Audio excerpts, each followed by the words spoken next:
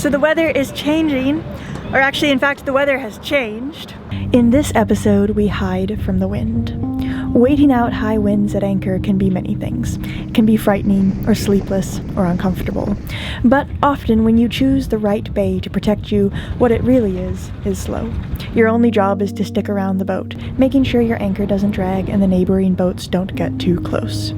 And so, when your only job is to wait, you end up doing the things which you've been meaning to do. Things like odd jobs, or catching up on video editing, or practicing singing, or exploring a little bit more of the underwater world beneath your boat. So join us as we wait for the weather, and, when the weather has passed, come with us as we find ourselves in the middle of something unique.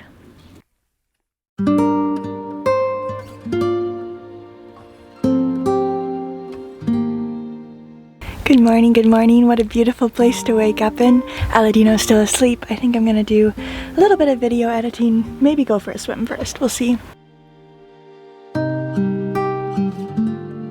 And I thought I would take our compass apart. I always have little missions, and I think this is my next one since there is a big air bubble inside. Some people told me to refill it with lamp oil, but I thought I would still first take it off, turn it around, get it open and actually see what is inside, because there are some variations. Some have alcohol, some have lamp oil. So I removed the screw here.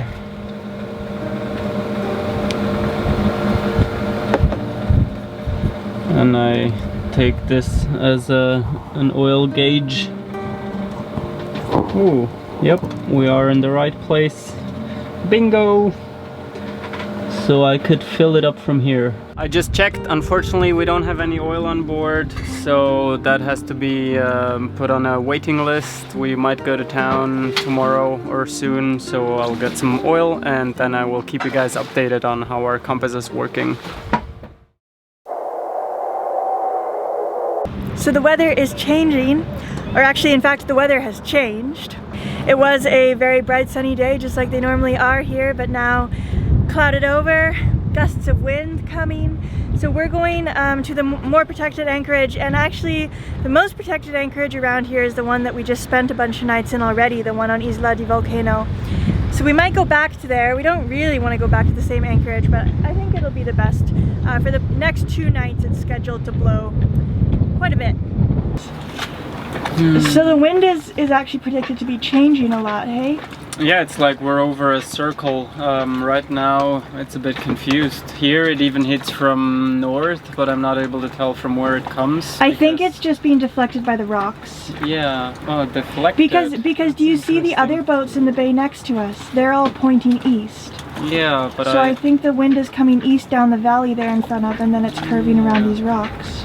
And then it should become south, though, should become south later in like an hour or 2, and then it becomes west at night and tomorrow, I think. And west is where it's going to blow the strongest. Yeah, tomorrow it's gonna reach 30 and over, and after that also. But as we watched the gusts roll across the water, we decided it's best to go to a more protected spot before the swell and the waves got a chance to really build up. We pulled up anchor and motored towards the lovely protected anchorage on nearby Isla di Volcano.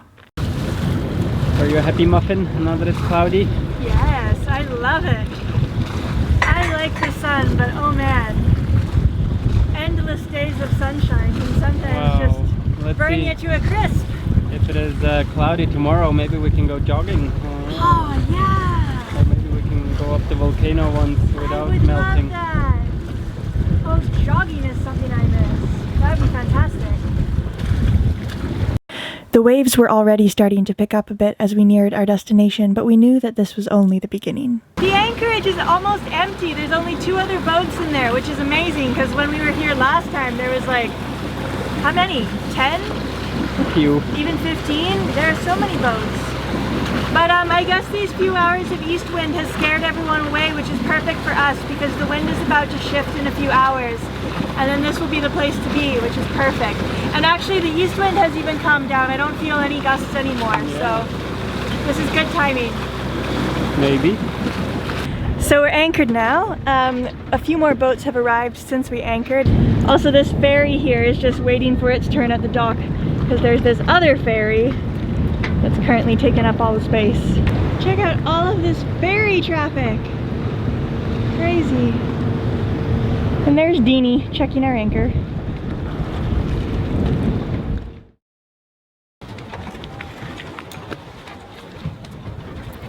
Sure enough, as the evening wore on and the winds grew, the anchorage became very crowded. And as predicted, the wind shifted to west, and all the boats in the anchorage caused a bit of chaos. Okay, Gazino in the anchorage! Well, I didn't see anybody drop stern anchor. No, I don't think anyone's dropped a stern anchor. So the winds are switching now and everyone is swinging in different times. So we've actually swung first, but these really big heavy boats next to us haven't swung really at all yet. And there's this little motorboat that's just in everyone's way. When that one swings, it will be trouble for us. It'll be trouble for us. Right now it's trouble for another boat. Yeah, so we're just keeping an eye on things at the moment. So these folks with the really beautiful boat in front of us are getting a bit close, and they were here before we were. So we're going to just see, because I think it's just because our chain is not stretched at the moment because the wind isn't very strong. So we're going to reverse, dig our anchor in this other direction now that we're swung, and hopefully that should fix the problem. Yeah. But yeah, it's a bit tricky when so many boats are all in this one anchorage. Alright, that seemed to do the trick. We straightened our chain out, and it seems like everything is good. We dug the anchor in because it wasn't dug in now that we'd swung around, and hopefully that'll be good for the night. Good morning, good morning. I want to show you something outside that is kind of funny. So these guys in the little fish boat are selling fish, and all of these seagulls are they just come with the boat. I find it so funny.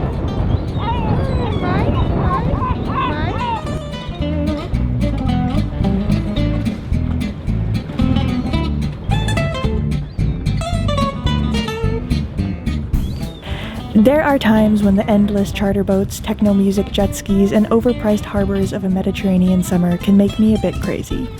But then there are moments like this when the fishermen on the small wooden boats come into the bay like they have for centuries before, selling fresh fish as the gulls circle around.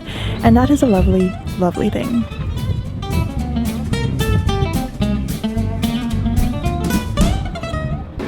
Winds have picked up quite a bit. It is quite the party out here now. Even yesterday evening, watching boats come like every 10 minutes was quite a concert of anchor winches. But we are quite safe.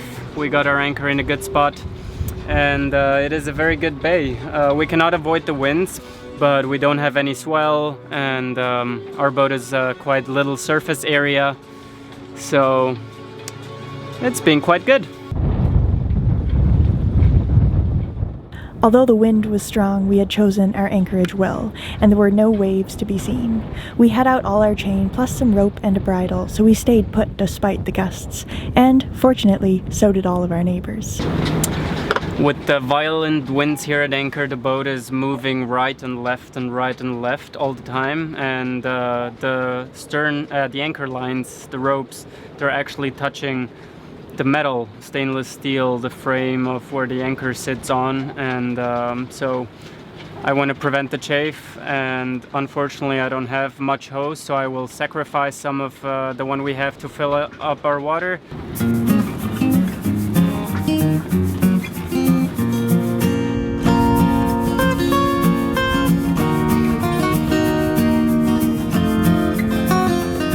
I don't have the perfect supplies, but it shall do for tonight, and I'll see what I can find in the store later. But I've seen many cruisers do that. It's very simple and very efficient. Check for all your ropes. Chafe is a very serious issue, or use leather, and in this case pieces of tube really help out. And my lovely Aladino didn't stop there. Whenever we're in an anchorage, it always ends up that I work on videos and Aladino runs around the boat perfecting everything in sight. Take two. Now I should have the right liquid and the right tools. Liquid paraffin. I don't know if that's the right term in English. Syringe. Very clinical. We are VIP Sulfur Lounge right here. No kidding. It's true, it does smell a lot like sulfur. So while Aladino is filling the compass, I just looked around and counted how many boats. I said filling, not spilling. Well, a little bit of that too. But while he's doing that, I counted how many boats are in the Anchorage right now. Now keep in mind, when we came to this Anchorage, there were 3 boats, and there are now 27. So clearly this is the place to be when some west wind kicks up. So we chose well, and I'm glad we got here early so we have a decent spot. And of course, as the evening wore on and the wind died down and the sun slowly sank and made everything golden, I got out my guitar to play some music in the cockpit.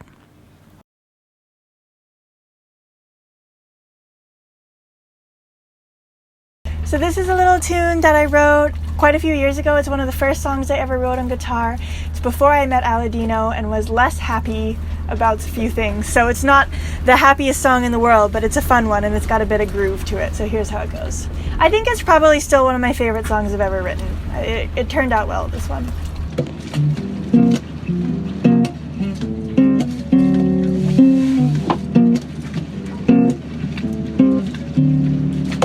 Happiness don't make for good songs, baby. I need a little heartbreak, some cold nights maybe, just enough to cry a bit, to miss your baby tonight. A little bit of heartbreak is good for songs. I prescribe some loving, but not for too long. Just enough that by the time you're through and gone, you got enough sadness for a few new songs. So break my heart, and I'll call it art. Yeah, just break my heart, and I'll call it art. Yeah, just break my heart, and I'll call it art. I guess that it's a pity that we ended bad, but now I have some stories about things we had. A little bit of fire and a heart that's mad, and at least for these songs I can say that I'm sad. Go on, keep on moving and hurt another one. I don't really care, since now that we're done, I can see how all you cared about is your fun. You never really loved me, but that's okay, hon. So break my heart, and I'll call it art. Yeah, just break my heart, and I'll call it art. Yeah, just break my heart. Just go and break my heart. Ooh, yeah, just break my heart, and I'll call it art. Ooh, yeah, just break my heart. There we are.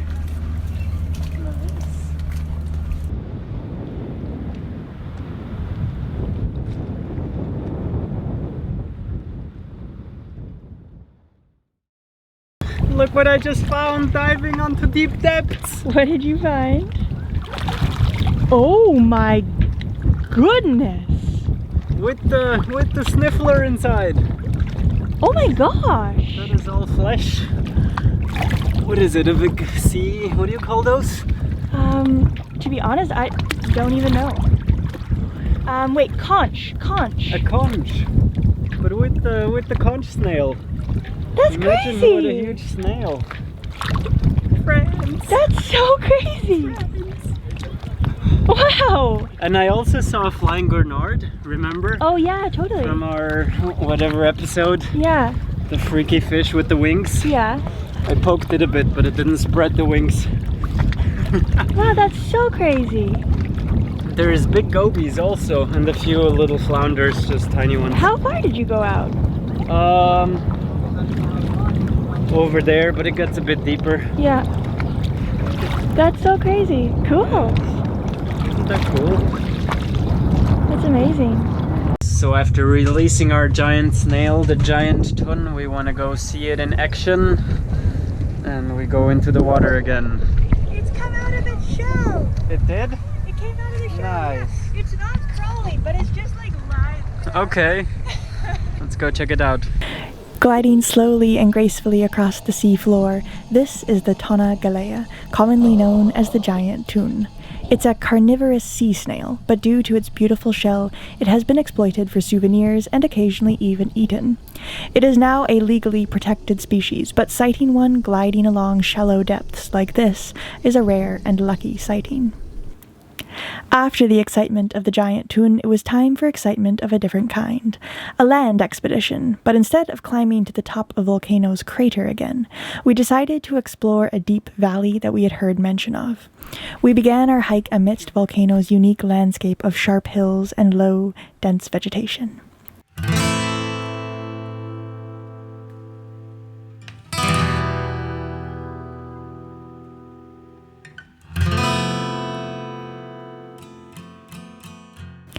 But we quickly realized that we weren't alone in the valley.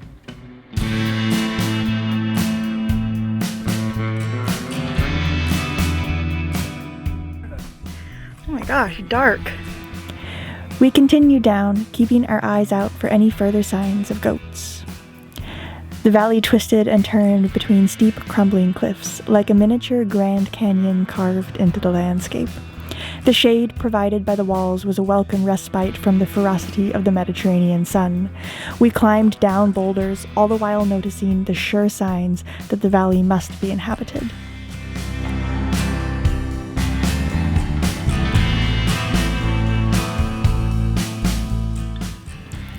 And then, sure enough, there they were, the goats. It felt a bit nerve-wracking to be stuck in such a narrow passageway with such sharp-horned creatures, but fortunately they had no interest in sticking around or chasing us out. They clambered up the walls at the first opportunity, and when they had climbed up and disappeared, we dashed past, not keen to take a falling rock to the head.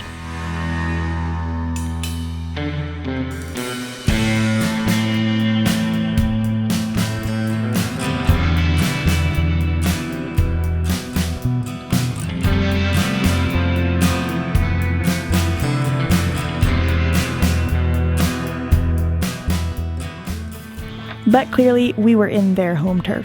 They kindly took to the cliffs to allow us to pass by, but we couldn't help stopping and admiring them.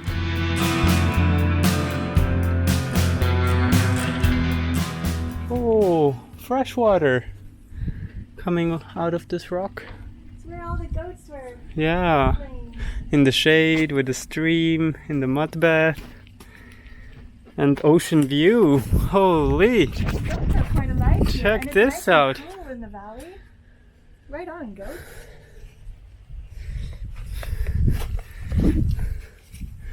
Wow. I hope we have beach access and back to the valley access. Ooh, wow.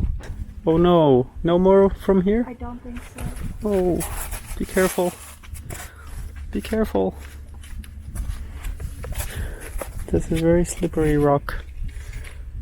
We have been defeated. It goes down steep with no exit, and it is quite tricky to proceed, but the ocean is right there, one jump away. But yeah, it's too tricky on these walls. The rocks might all be loose and let go, and there's goat bones on the bottom there. Defeated the explorers without a rope and too much climbing experience. Have to crawl back the hour-long walk in the valley without a refreshment dip in the ocean. Sad, but fun.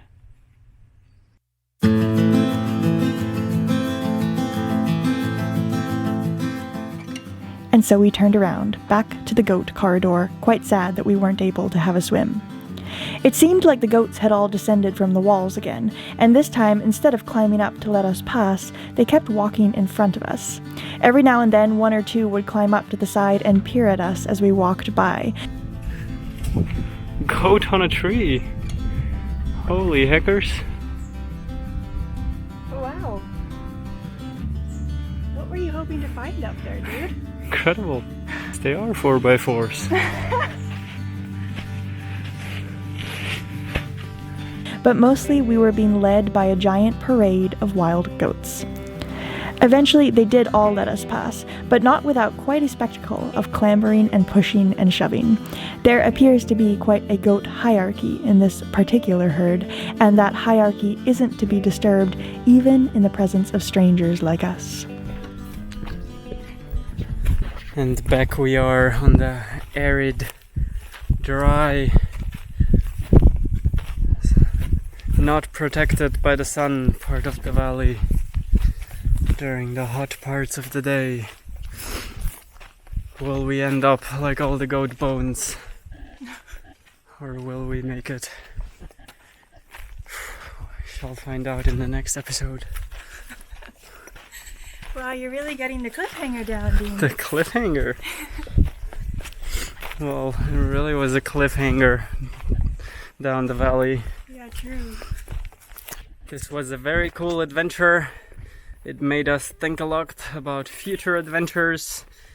We want to definitely keep doing this, but also there is lots to learn still. And you cannot always be prepared for every situation, or you would have to carry a very well-equipped backpack all the time. Which, I don't know, we might. We just were a little sad that we couldn't make it all the way to the ocean because of a steep hill. For a climber or with a rope or a little bit of equipment, it would have been a really easy, but for us being out here, nobody knowing it, it was a little too risky. But yeah, it just made us think about all those future adventures like that. So I might even equip a backpack, but also it would be nice to get some knowledge about that. But there's so many things. I want to learn about fishing, how the locals do, fishing from boats, trolling, and then free diving. And when we're talking about free diving, more spear fishing, of course. But we are here doing it. So I think we are on the good path towards all of those things coming true. And we are young and juicy. So juicy. Well, you probably sweated half of your juice by the end of the hike, but I just mean that there still is hope and you can expect lots of adventures from us.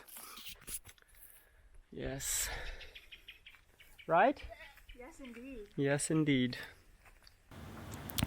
And so, now that the weather had passed, and it was all smooth sailing ahead, this episode ends, leaving room for the next one to begin.